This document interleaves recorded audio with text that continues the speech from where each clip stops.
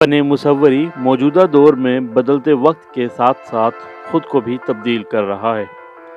पहले दीदार मुसव्वरी कागज़ों और खालों पर की जाती थी, ताहम इस बदलते दौर में मुसव्विर अपने हुनर को मोर पंख के सहारे फनपारों में पेश कर रहे हैं। यहाँ पे बहुत सारी अलग-अलग चीज़ें बनाई जाती हैं जो लोगों को बहुत अट्रैक्ट करती हैं, जैसे कि फेदर पेंटिंग हो गई, स्टोन पेंटिंग और पीकॉक फेदर पेंटिंग है, जिसमें कि हम लोगों के पोर्ट्रेट बनाते हैं पीकॉक फेदर पर। बहुत सारी नई चीज़ें हैं। इन छोटे छोटे पंखों पर लोगों की तस्वीर कशी करना और उन्हें दीदा ज़ेब बनाने का काम जामिया मिलिया इस्लामिया की तालिबा मुस्कान भारतीय बैनुल अक़वामी तिजारती मेले में हुनर हाट के स्टॉल से कर रही हैं।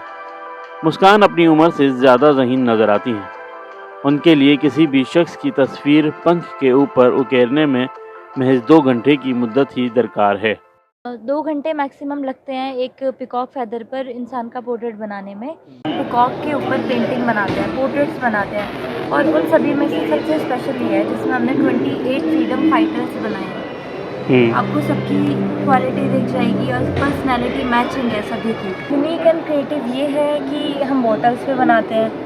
बॉटल्स के अंदर हम यहाँ पे नेम लिख कर देते हैं और इसके अंदर पोर्ट्रेट्स भी बनाते हैं, जो सबसे ज़्यादा यूनिक है। वो न सिर्फ पंख के ऊपर तस्वीर बनाती हैं, बल्कि पत्थर पर भी निहायत खूबसूरती से फ़न मुसव्वरी का मुज़ाहरा करती हैं।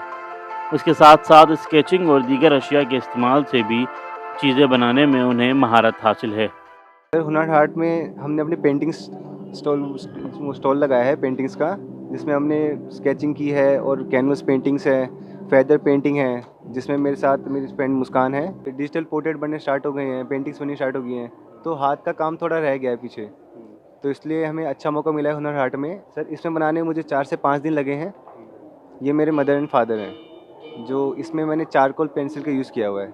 ईटीवी भारत के नुमाइंदे से बात करते हुए मुस्कान ने बताया कि उन्हें छोटी छोटी तस्वीर बनाना पसंद है, इसलिए हुनर हाट में वो शीशे की बोतल के अंदर लोगों के नाम लिखकर उनकी तस्वीर बनाकर अपनी खिदमत अंजाम दे रही हैं। जामिया के प्रोफेसर का ये योगदान है कि उन्होंने हमेशा हमें सहयोग किया है। हमें काम के साथ साथ हमें नई चीज़ें ट्राई करने का उत्साह और नई चीज़ें दी।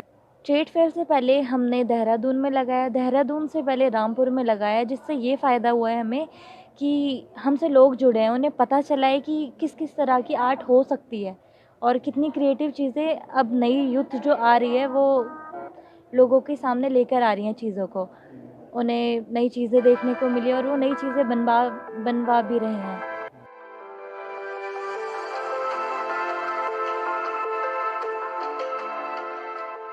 ईटीवी भारत के लिए दिल्ली से मोहम्मद राहिम की खुसूसी रिपोर्ट।